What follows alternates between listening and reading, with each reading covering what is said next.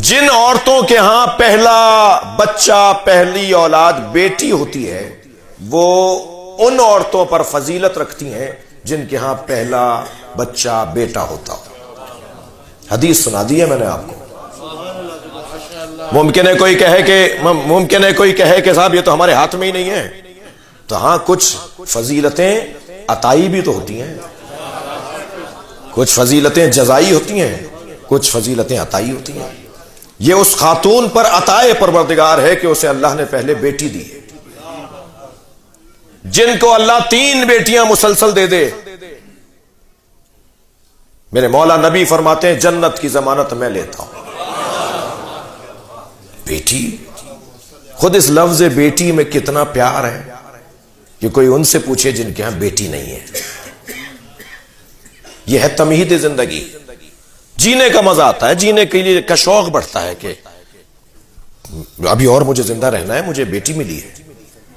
میں اور آپ تو کیا حیثیت رکھتے ہیں جب سرکار دو جہاں یہ فرمائے کہ فاطمہ کو دیکھ کے تبلیغ میں لطف آتا ہے۔ اے فاطمہ، میں حوصلہ پاتا ہوں تمہیں دیکھ کر، سارا معاشرہ مجھے اذیتیں پہنچاتا ہے، مگر جب میں فاطمہ کو دیکھتا ہوں تو میری ساری تکلیفیں دور ہو جاتی ہیں کہ میرے پاس فاطمہ ہے۔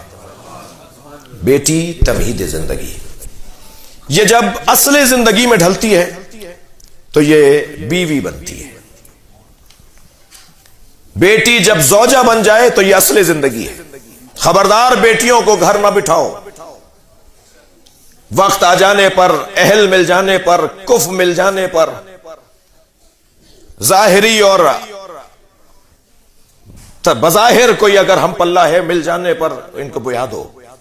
البتہ تعلیم، پڑھائی ان کی اپنی جگہ ضروری ہے، اس لیے کہ اگر خاتون تعلیم یافتہ نہیں ہوگی تو سماج تعلیم یافتہ نہیں ہوگا۔ جی، اور دین بھی انہیں دینے کی ضرورت ہے۔ عورتوں میں خاص طور پر دین کا جذبہ مردوں سے 3 برابر زیادہ ہے۔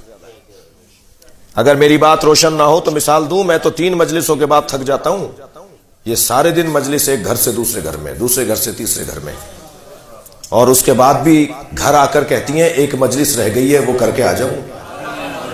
جی، نمازوں میں زیادہ، مناجات میں زیادہ، زیارات پہ زیادہ، مصلی پہ زیادہ، مجلس میں زیادہ اگر کوئی نظر آتا ہے تو وہ خاتون نظر آتی ہے، اس لیے کہ اس کے اندر دین کا جذبہ